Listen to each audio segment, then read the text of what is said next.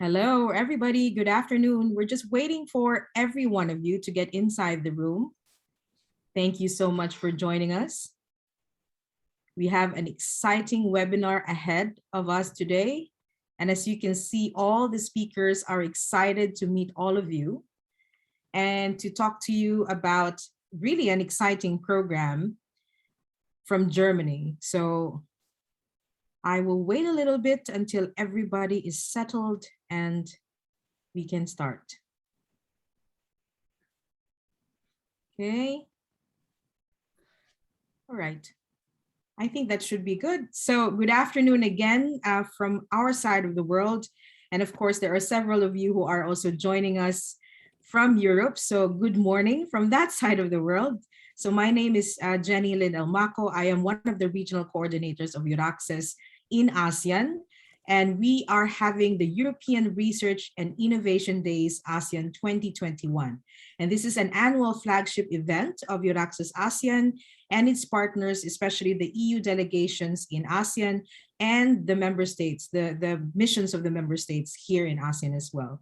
So this is designed as a platform for early career researchers, innovators, practitioners, and activists from across the ASEAN region to explore opportunities for collaboration and career development with European partners. For this year is very special because it is dedicated to the topic of climate change and science diplomacy. So basically, we're asking the question, how can people in Europe and in ASEAN work together to tackle climate change? What role does science diplomacy play in bringing about international collaboration? And what are the opportunities that exist for early career researchers in ASEAN to join forces with their peers in Europe? So today we will put the spotlight on Germany. Germany is very special to me as well because I did 1 year of my Erasmus Mundus in the University of Leipzig and did some years as well doing my PhD and working at the University of Münster. So very special to me. And I am thrilled that we are going to learn about the sponsorship portfolio of the Alexander von Humboldt Foundation for researchers and leadership personalities, opportunities for climate-related research and project work in Germany. So to start with, I have the pleasure to introduce to you the Science and Technology Counselor of the Embassy of Germany in Singapore, Dr. Thorsten Klausing, to start us off. Thank you so much. The floor is yours. Thank you, Jenny, and good afternoon and good morning to all listeners. And a big thank to Euraccess for giving us the possibility to have this very timely event today. We had COP26 last month, and clearly the topic of climate change is very much at the top of the international agenda at the moment.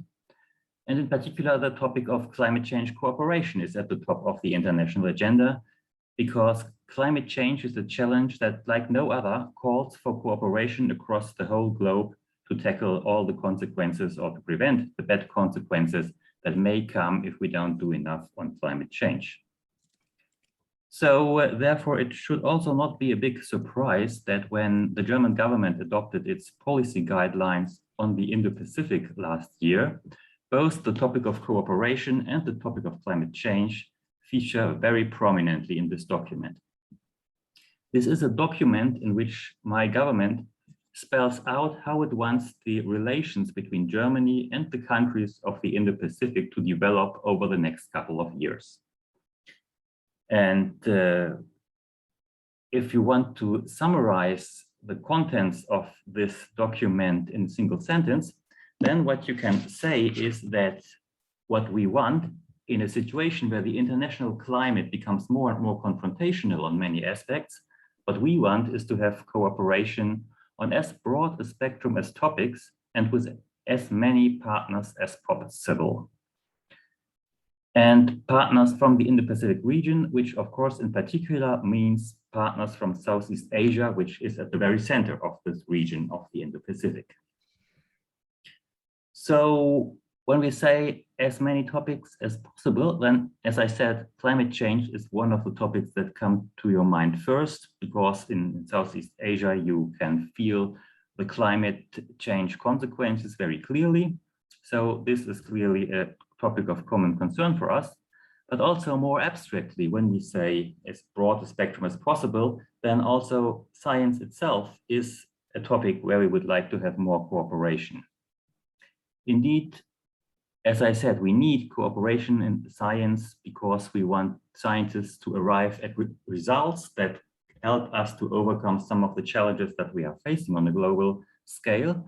But also the very process of cooperation as such already has a significant political meaning, because it is about exchange between countries, it's about understanding each other's approaches better. So it already by itself contributes to a more cooperative and more, say, peaceful international climate, political climate in this case. So we find both of these aspects in the policy guidelines, and indeed there's a whole chapter which has the title, Bringing People Together Through Culture, Education and Science. And it is worthwhile to add that there are not only these ideas by the German government, but also earlier this summer, the European Commission has published a document for an EU strategy for cooperation in the Indo-Pacific. And you basically find the same ideas there as well. You will find the word science and the word research throughout the whole text frequently, and in particular in the context of the green transformation and the digital transformation, which are highlighted as areas where we, the Europeans, want to cooperate with scientists from the Indo-Pacific and in particular the Southeast Asian area. So the activities of the Alexander von Humboldt Foundation in the area of climate research and climate-related project work fit in perfectly here. They are exactly in line with what we want to foster from a political perspective. And therefore, I am very happy about the event today, and I'm looking forward to the presentations that we will see. Thank you. Thank you very much, Dr. Klausing. Indeed, we are all very excited, even myself, because I've heard about this program for quite some time. In fact, when we thought about having the European Research and Innovation Days and having specific programs from the member states, I definitely said we have to have the Alexander von Humboldt Foundation's program on climate and climate-related projects inside. And right now, we are so privileged to have highly accomplished recipients of the International Climate Protection Fellowship Program and of the Alexander von Humboldt Foundation, who will share about the work they carried out with the help of the fellowship. And to guide the discussion and to talk to us a little bit more about this program is the head of division Europe at Alexander von Humboldt Foundation of Germany, Dr. Judith SCHILDT.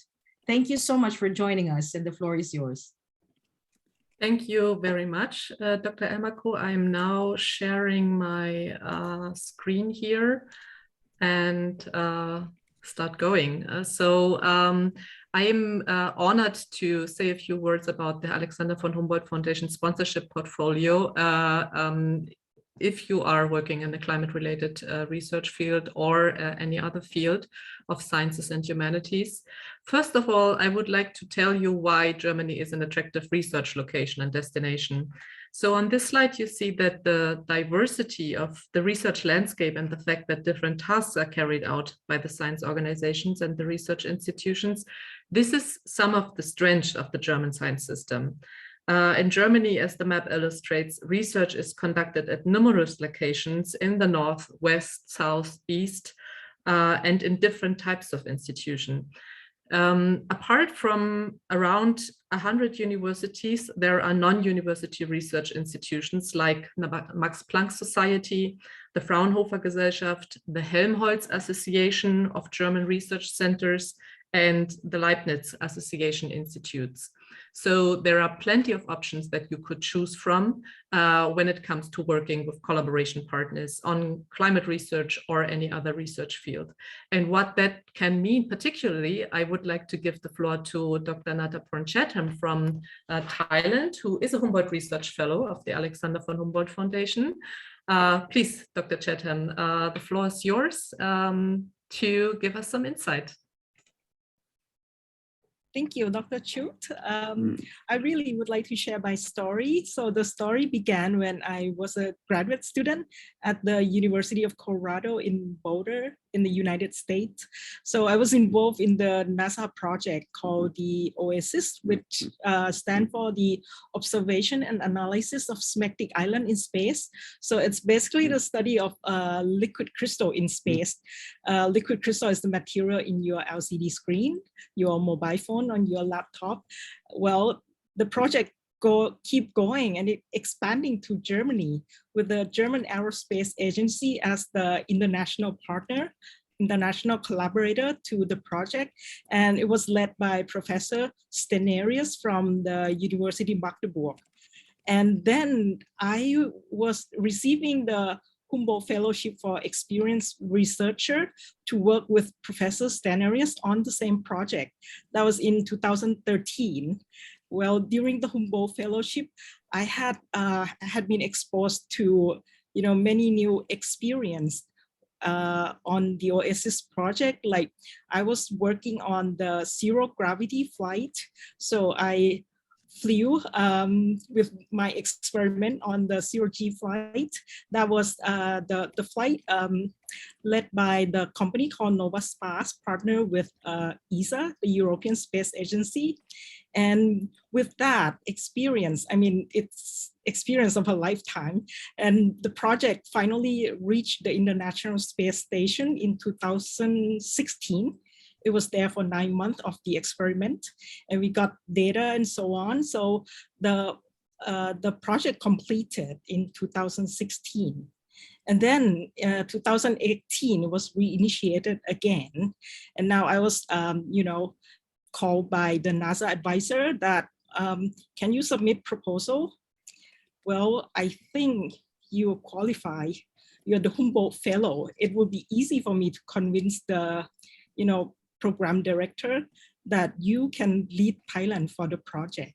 So now 2021, NASA signed MOU with my school, Kasetsart University in Bangkok, Thailand, and let me lead the project as, bring Thailand as international collaborator to the project.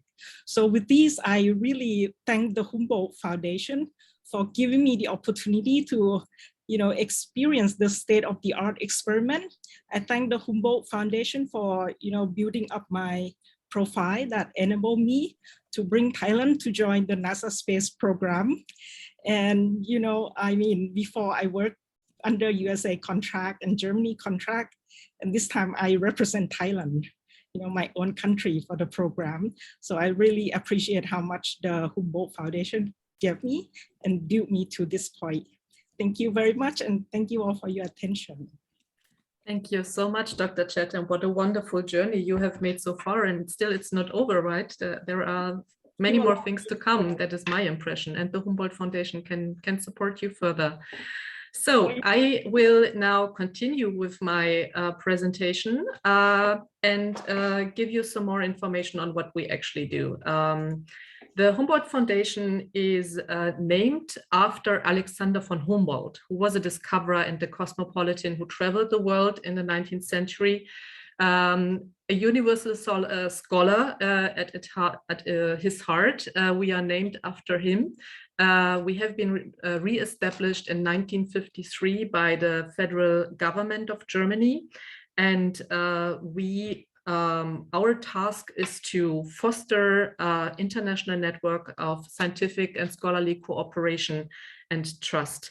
We support international academics and experts as part of our foreign cultural and educational policy. We strengthen cutting-edge research through internationalization. And the Humboldt Foundation, we would like to enable you, dear individuals, who provide an impetus for the research location Germany to spend time researching in Germany with a partner of your own choice. In this way, the Humboldt Foundation seeks to promote development by sponsoring cooperation with researchers and experts from all around the world, and developing countries in particular. Now, the Humboldt Foundation's funding is around 148 million this year. We are mainly financed by federal funds, such as the Federal Foreign Office, the Ministry for Education and Research, and the Federal Environmental Ministry. Equal opportunities, this I would like to address. This is a very important issue for us because we have recognized that the proportion of female academics sponsored is significantly lower by comparison with the male colleagues, and it drops with a higher career stage and with increasing age. And this is why the Humboldt Foundation offers a range of family support and particularly female academics-oriented support, like allowances to support childcare, for example, to really make it easier for you to consider a stay abroad in an international environment and to work with a German partner. Because as you could just catch a grasp, what Dr. Chatham says, it pushes the career, further to seek for international experience. I give you now a few information on our sponsorship opportunities. First of all, we sponsor mainly foreign academics, but also some German top flight academics to collaborate with specialist colleagues. A year, the Humboldt Foundation grants approximately 700 research fellowships and research prizes.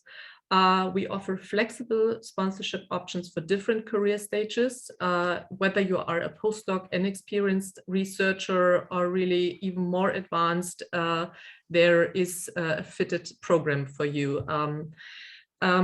One of our hallmarks is individual and personal mentoring for you being sponsored and for your family. So there will be an individual consultant for you once you have entered the fellowship system who guides you on your way to Germany and throughout the time. And by the way, even in pandemic times, we grant fellowships and prizes, and we enable researchers to do research.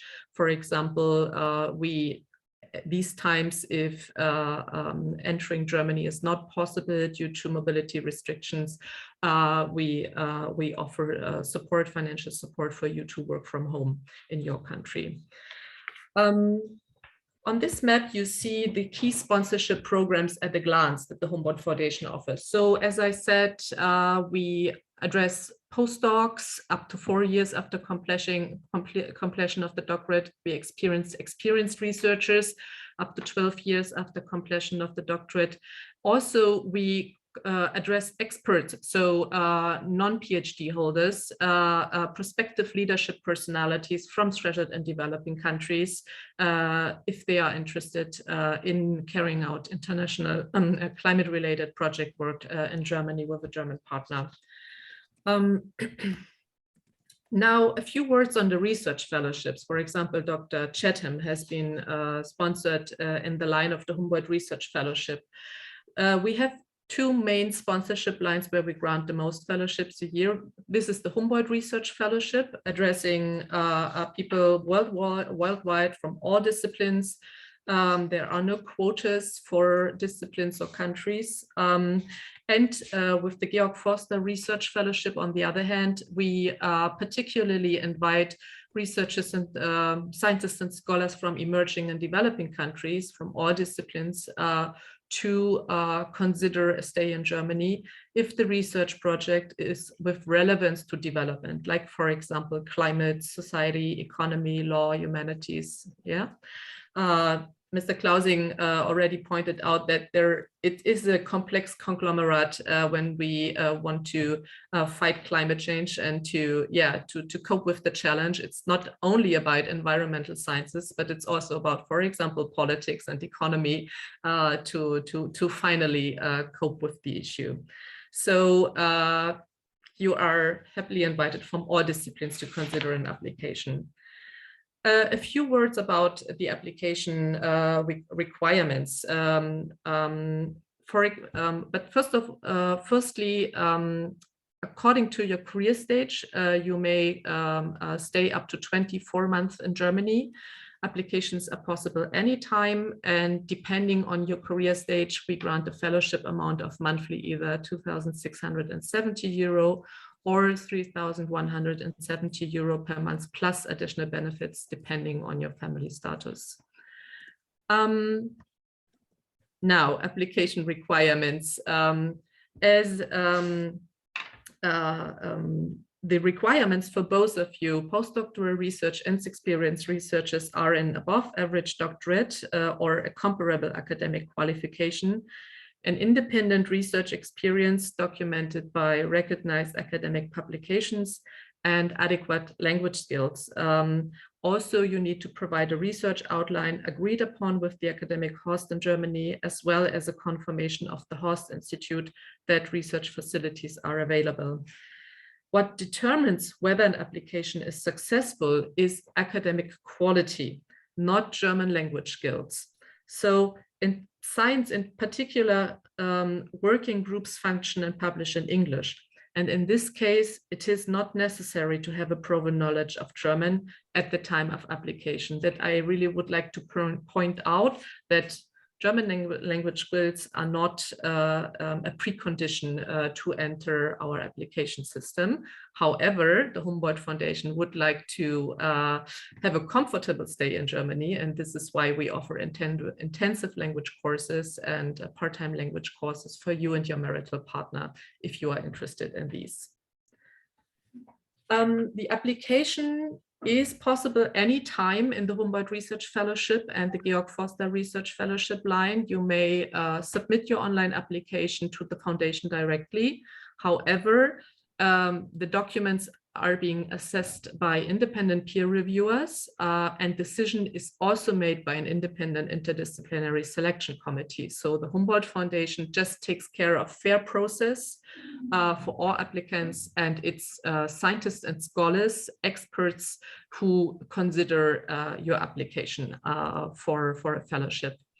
The application procedure approximately is between 4 to 7 months, and we follow up a quota-free evaluation system, and either for disciplines or for regions for the granting of our fellowships. With the Humboldt Research Fellowship and the Georg Forster Research Fellowship, there come some additional benefits, like, for example, a travel lump sum, intensive language courses or part-time language courses, which I mentioned. We offer diverse benefits for families, for example, a marital partner allowance on a monthly basis, or a subsidy towards cost of medical and liability insurance. Also, if you consider a stay with your minor children as a single parent in Germany, we offer further additional benefits on a monthly basis. So to really make a comfortable, good stay possible in Germany, right? And what is also typical and special about the Humboldt Foundation is that you are invited to get to know the many other so-called Humboldt scholars, Humboldtians, on the occasion of different network meetings, like the annual meeting, the study tour. And we would like to keep in contact with you for your whole lifetime as scientists or scholar. And this is why we offer alumni sponsorships throughout your whole professional career. On a final note, I would like to say some words about a program which specifically addresses climate-related research, which is the International Climate Protection Fellowship Program that is being funded under the International Climate Initiative of the Federal Environmental Ministry. And it's addressing postdocs and prospective leadership personalities from transition and developing countries who are engaged in climate protection or resource conservation, and who are working either in science and humanities or in non-governmental organizations, in the public sector, in politics, academia, or business.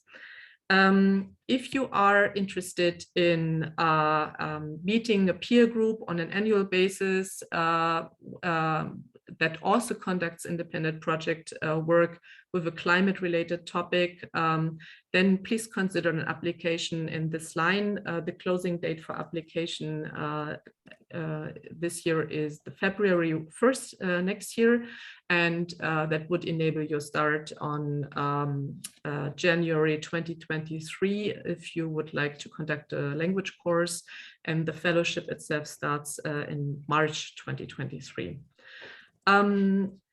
Again, this program offers not only postdocs to take part, but it also offers experts with at least a bachelor's or equivalent academic degree to apply. At least you should, besides the academic degree, like a bachelor, you should provide professional experience of 4 years. If you are a researcher, you should have conducted your doctorate already successfully when applying for this fellowship, and you should have extensive BEAM-related work experience as an expert, or again, the doctorate if you consider a postdoc stipend in this program. In the Climate Protection Fellowship Program, benefits like in the other fellowship lines are provided, including several educational seminars, which bring you to Germany and bring you in contact to multiple interesting networking personalities from politics, economy, academia, who work in the climate-related field. And with that, I would like to end my part and hand over to Dr. Riyanti DJALANTE from Indonesia, who is a Humboldt Research Fellow of the Alexander von Humboldt Foundation and who conducted climate-related research in the city of Bonn, where the headquarters of the Humboldt Foundation are located. And Dr. DJALANTE, the floor is yours. Please go ahead. Thank you very much, Dr. Schild. It's really an honor to have received the Alexander von Humboldt Fellowship, as well as being invited to this event. So the Alexander von Humboldt Fellowship has brought transformative change to my career, expertise in disaster management and climate change, as well as opening further opportunities to expand my career to what I have at the moment. Let me highlight 3 benefits that I experienced from the fellowship. I was able to meet fellow researchers on climate change, disaster management, receiving the scholarship. I was able to tap onto the network of European experts, international experts, as well as have opportunity to attend conferences on climate change and disasters that are located in the Northern Hemisphere. In addition, I was also part of the IPCC, so Intergovernmental Panel on Climate Change, as lead author for the special report on 1.5 and lead author for the assessment report 6 on the working group 2 on vulnerability adaptation. I have also been involved as experts on activities done by the UN Climate Change Office. So being based at United Nations University in Bonn, it was in the same building, same place of the UN Climate Change Office. Then this is where the opportunities for a daily engagement came about.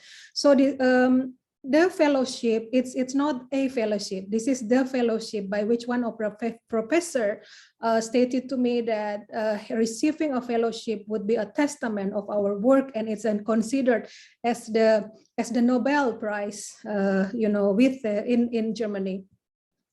So I think what I would also like to add, that receiving this fellowship would not only benefit the career of like my career, but also exposure to the family. As many of you researchers in Southeast Asia, you might have to bring come with the family. So having the children to experience a German education system, meeting professors, universities that are world-class universities in Germany, it inspires them to receive education or continue further education in the German system, as well as living in Europe, having to experience the beauty and the culture of the region. So my involvement with UNU started in 2004 when the Indian Ocean tsunami occurred in Indonesia, and also many of you attending here would have probably affected. Through the research on disasters, and we know now that 80% of disasters and climate change are related, and that's also how I transferred my research to look at the interlinkages between disasters and climate change. From now, I have recently moved to ASEAN, Association of Southeast Asian Nations, working on disaster issue. This is where we see possibility to extend the knowledge, strengthening the role of science to inform policy making, as well as for the ASEAN region to share their knowledge and experience on disaster management. So thank you very much, Dr. SCHILDT, for this opportunity. Thank you very much, Dr. DJALANTE. And by the way, if you have questions for Dr. Chatham, Dr. DJALANTE, and Ms. NGUYEN, who is about to share her insights, please don't hesitate to put a question into the Q&A section box, or just raise your hand and then we connect you with them. Speaking of Ms. NGUYEN, I would like to allow her to say or tell you about her experience doing research in Germany, and I hope that I can now give you, the map, the slide. Ms. NGUYEN is an International Climate Protection Fellow, alumna of the Alexander von Humboldt Foundation. And Ms. NGUYEN, the floor is yours. Please share your experience with us. Yes, thank you, Dr. Judith SCHILDT. I would like first, good morning, good afternoon, everyone, wherever you are here. And I hope that you are hearing me well. Firstly, I would like to thank the organizers and the Humboldt Foundation for inviting me to this really interesting session today. I'm so glad to join and share my experience with this interesting research fellowship that I got very recently. And like Dr. DJALANTE, I am also the alumna of the International Climate Protection Fellowship Program of the Humboldt Foundation, but I've just finished the fellowship early this year. And my research topic under this fellowship was the transformational change assessment of the climate change mitigation actions, which focused on the NDC of Vietnam, the nationally determined contributions, national targets commitment for the climate change submit to UNFCCC. So a little bit different from Dr. DJALANTE. That's my research is from a little bit other aspect is the practical policy research, and linking the academia aspect to a practical one. And the first thing I would like to share with you that's of my experience and my achievement to this research, that this 1 year here in Germany really provide me a good opportunity to know how German work and thinking. Even before I worked for GIZ, a German development organization, for 4 years. But since I came here, I still explore many new things, and I have learned a lot. The professional working style of German people, the logical and critical thinking, very straight to the point, but also very supportive and have a really good sense of humor. At this fellowship, I was based as the Institute for Advanced Sustainability Studies, a state research institute in Potsdam. Potsdam is the small city.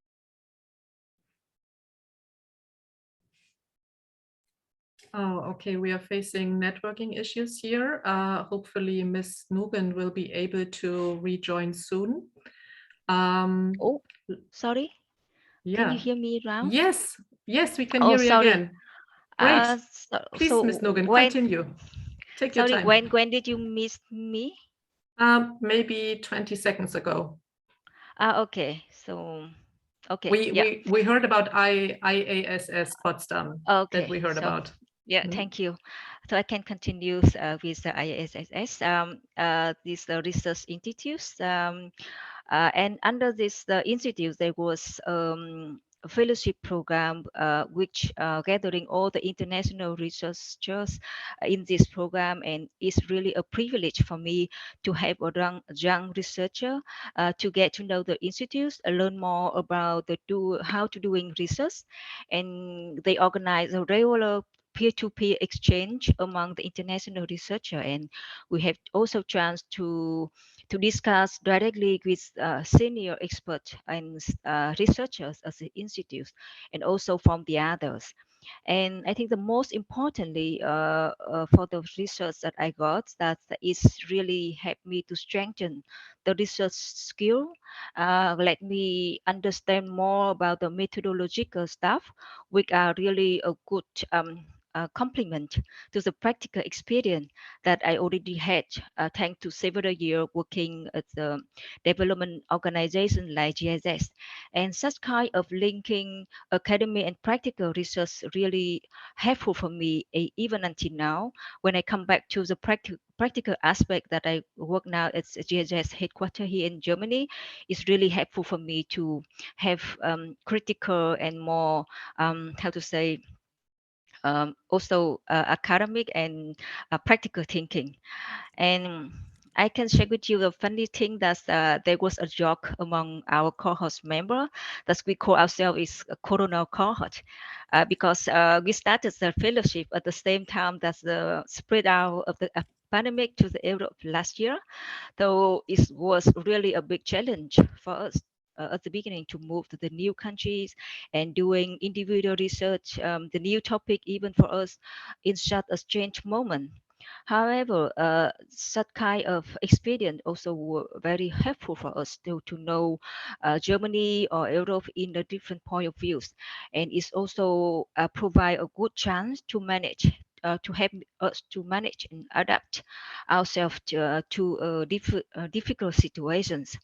And on top, we are all feel that it's really an amazing learning journey, a unique and inspiring experience that we will never forget. And now all the fellow members of our cohorts will become close friends, which for me is one of the biggest assets beside the professional and academic achievement that I got thanks to the fellowship. So with this, I would like to end my sharing, and back to you, Judith. Thank you. Thank you very much, Minh Anh NGUYEN. It's really helpful also for me to hear you speaking about your corona pandemic experience, being a Humboldt Fellow in Germany. And dear audience, as you just heard, it's possible, it's doable. Humboldt Foundation continued and continues its financial support to you. And while there is, I think I can imagine something better than moving to a foreign country in times like these. I would like to really encourage you to don't stop considering a stay abroad, because it's a worthwhile experience, even in difficult times. And with that, I thank Dr. DJALANTE, Dr. Chatham, and Ms. NGUYEN very much for their insights, being Humboldt scholars and being Humboldtians of the Alumni Network. And I would now like to give the floor to the audience, raising questions, addressing anything you might be interested in to know, and regarding the sponsorship of the Humboldt Foundation. If you could address your question specifically either to the Humboldtians or to me, that would be wonderful. How should we do it, Dr. Elmarko? Should we just consider the Q&A box now, or? Yes, we can start from there. Or there's a question now. I can read it for you. It says here, hi, organizer. Do we have to find the host institute from the EU for experienced researcher fellowship? Any link or website to refer? Thank you.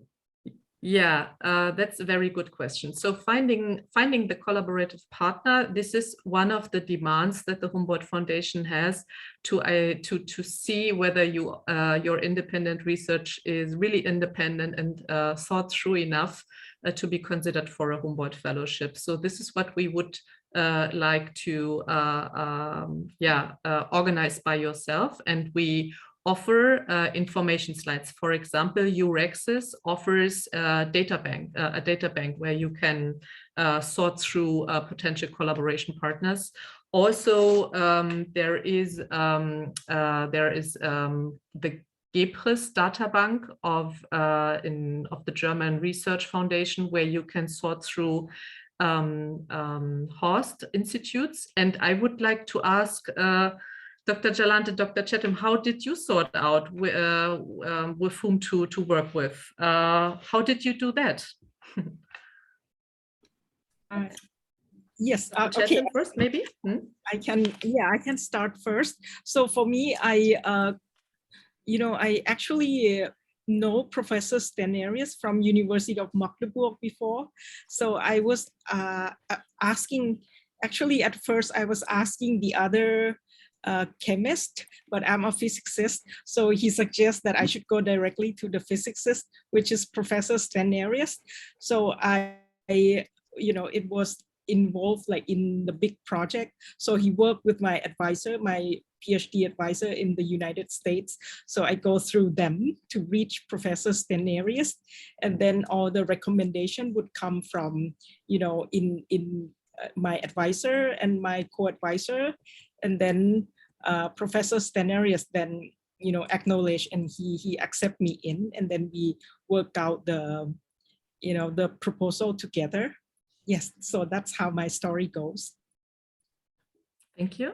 Dr. DJALANTE, would you like to share your experience? Okay, as I have said, I started with United Nations University, who has implemented the major works following the 2004 Indian Ocean tsunami in Indonesia. So through their programs in Indonesia, that's how I get to know doing research on disasters myself. My suggestion to the potential applicants would be to use this opportunity strategically. Trying to get to find information on the professors or the center that you really want to work with. So this is an opportunity to do, the most advanced, highest technology available that you can achieve. On the other hand, another approach would be to see where opportunities can bring you. Sometimes not smaller, but more innovative, more recent organization or institution or research center would give you more opportunity. You would also have more chances of being connected with the professor. So these are some consideration that I think would be useful in terms of choosing the potential host. Mm-hmm. Thank you very much. I just put forward some links on data bank search in the chat box, so that you can have a look on where to find potential hosts and host institutes and to look further. Also, it might be interesting for you to just check some references in your research proposal, whether these guys are currently based in Germany, because if the person is based in Germany with a German research institution, then he or she is eligible to deal as your host. So the passport does not play a role. Yeah. I see further questions here. For example, one participant asked if he is eligible for a research fellowship line if he completed the doctorate more than 15 years ago. Well, that depends. We don't have an age limit. And if you had to interrupt your professional career due to family founding, due to children for a certain time, then you may still be considered for an application in the research fellowship line, because we count the months and years that someone had to stay absent from work due to parental care. However, 15 years might be still a bit too long ago. And this is why I would like to point your attention to our prices, our different prices, like the Humboldt Research Prize, like the Bessel Prize. The prices address internationally recognized academics in recognition of their outstanding accomplishments in research. And if you consider collaborating with a German partner, then the prize money would be could be a way to enter our sponsorship portfolio. Self-applications are not possible. You have to be nominated then by that partner that you intend to work with. I hope that helps. I also saw another question, very specific questions already coming from Kamaul Islam. It's greetings. It has mentioned we should write 5-page research proposal. Does it include the references? It may so. I understand that you could also consider the references on an extra page, but we would like to ask you to keep it to 5 or not many more pages when writing your research proposal. And it should not be in a specific font size, as far as I know, but the independent reviewers should be able to read it. So maybe font size 5 or 6 is not recommended. I hope this helps, dear Mr. or Mrs. Al-Islam. Do we have further questions? Hello, I'm a researcher in the biomedical engineering field. Do you have any funds for supporting this field for helping human health? This question comes from Tanu Nugan. Thank you very much for your question. Yes, the Humboldt Research Fellowship line and the Georg Forster Research Fellowship line are open to researchers from any discipline, so you may consider an application. And either in the fundamental research directed field or in the application oriented field, you may consider an application. And if you would like to really do or have, how to say, doctors' responsibilities at a German hospital. So there are specific rules, what kind of demands you would have to fulfill. And then the Humboldt Research Fellowship or the Georg Forster Research Fellowship could also be an option for you. We specifically state that on our website. And if you seek further information, you could also write an email at info@avh.de. I will shortly write that down in the chat, and you may submit your CV, and then we could check whether or what sponsorship line would suit you best. Yeah, we could give recommendations. So info@avh.de, that's a very well working email address, where you could put very specific individual questions anytime and will be given answer in usually 2 to 3 days. Thank you. Which further questions do we have?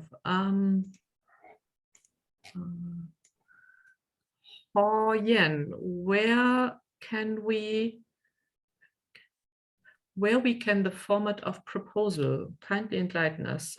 That question I don't understand. Can anybody help me? What kind of question is that? Where we can the format of proposal? I think he or she would like to get the format of the proposal. You mean the documents, right? Yeah. The form. Yeah. Yeah. You submit your application online, you enter our website and find a possibility to register with a specific program line.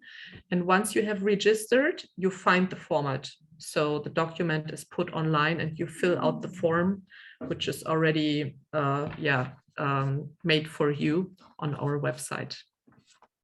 Yeah.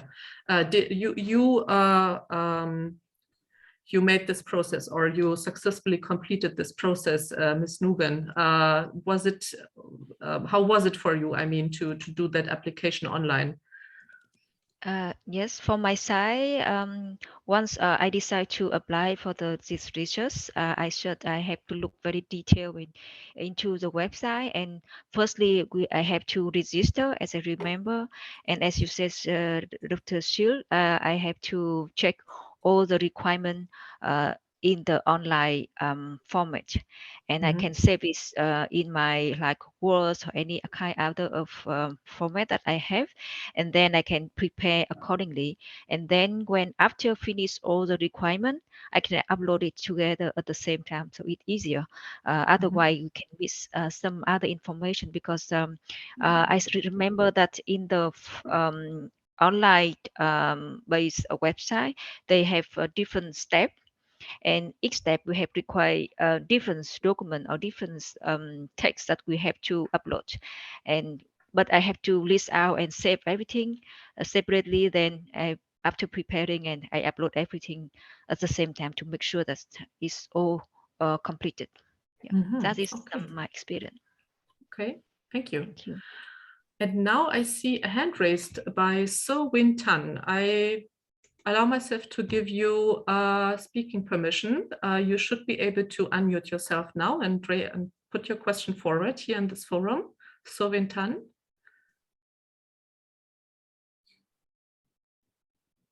Okay, so far you may unmute yourself if you have a question.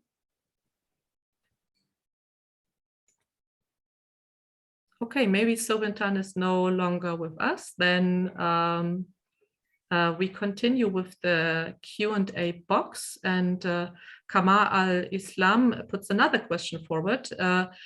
It has been mentioned we should write 5-page research references, but the following question was, does the number of citations on Google Scholar, is it important? For example, can an applicant with around 400 citations apply now? Or if you can improve it by the next year, wait until next year? Well, that depends on which discipline you're working in. What is usual, what is normal, what is above average. I myself, I'm a philosopher by training, so I cannot rate that and evaluate that. It will be evaluated by the independent reviewers. So whatever is average and above average in your disciplinary field will be considered for your application. And don't forget, the younger you are in terms of career, professional career and experience, that will also be taken into consideration when the reviewers evaluate on your documents. And also, speaking of the competition between people from Ivy League colleges in the US with Ivy League colleges in Thailand or Indonesia, independent reviewers will also take that into consideration, that according to the region that you derive from and according to the opportunities that these regions usually offer, it's being evaluated how strong your CV and your career so far has developed. Yeah, so there is that cultural culture-dependent evaluation of your research proposal as well. I hope I made myself clear. Okay, further questions.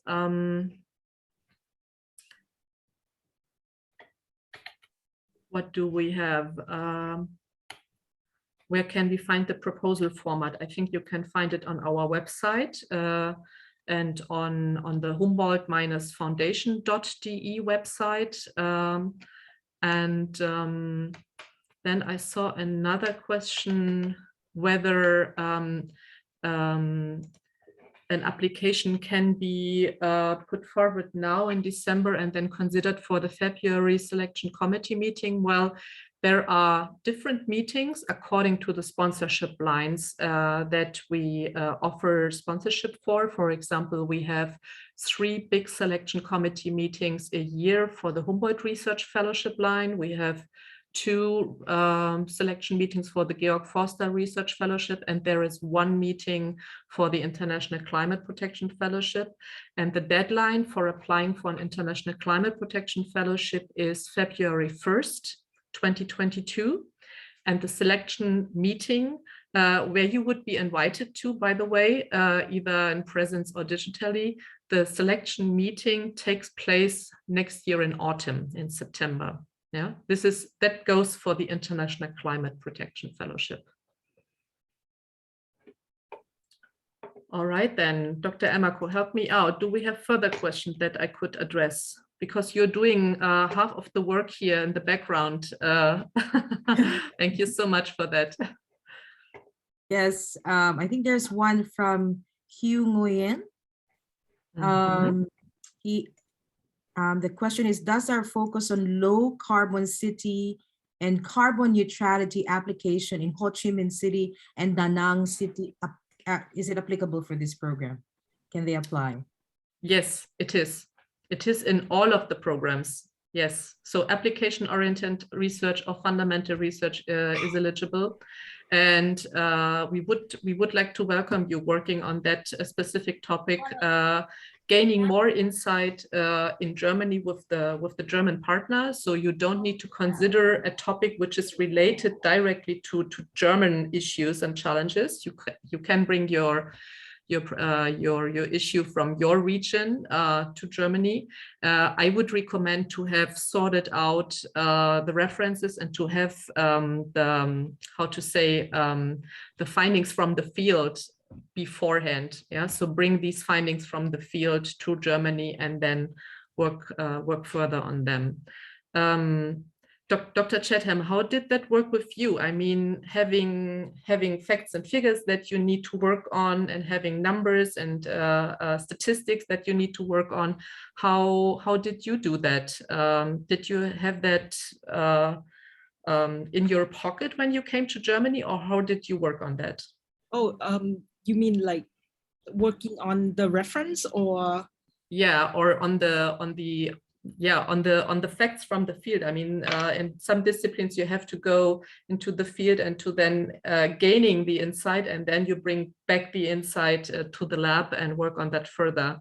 How was that with you, with your research? Or is that? I see. Because like I start in liquid crystal, and I look around because I know that I want to work in Germany, and by going to the conference, I would meet a few the German professor, and I start going around networking first, and then when you search the right one, you apply, you get the funding, and you go, and then over there you still keep networking.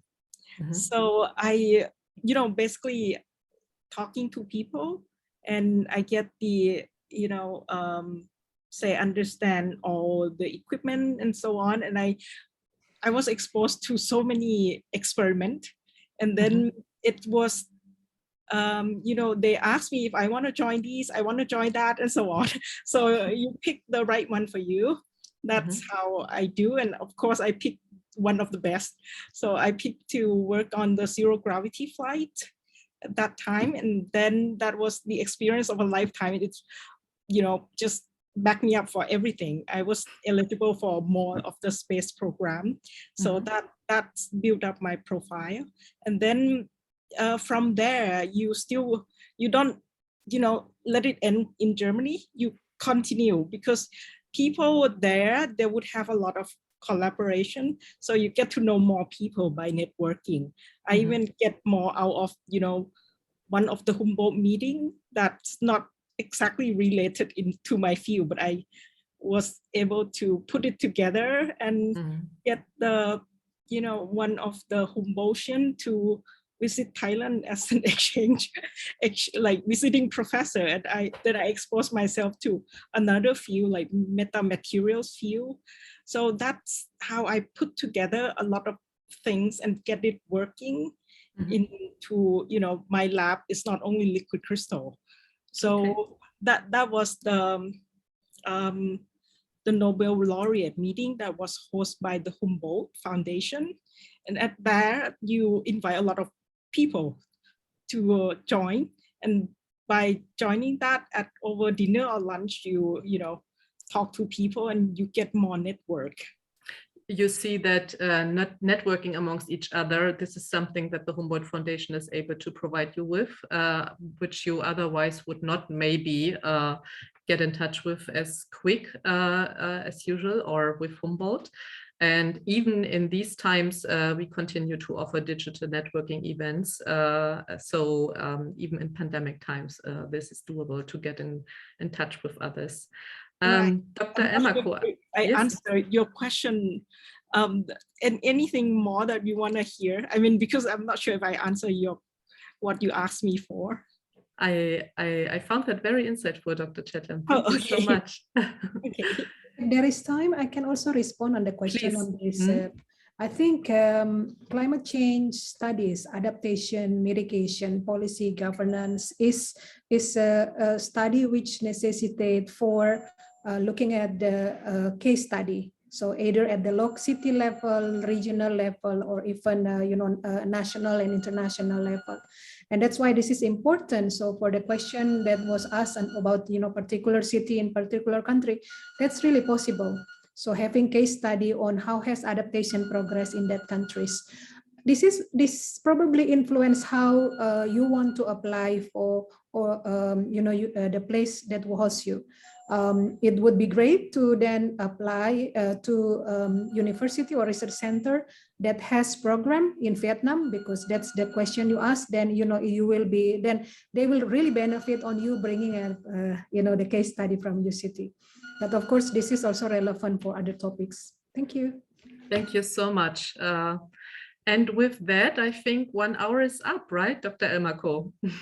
Yes, indeed. There are several questions here, but you did provide the email so they can get in touch with you and perhaps also with our other experts here. So don't worry about the presentations as well. We will share it.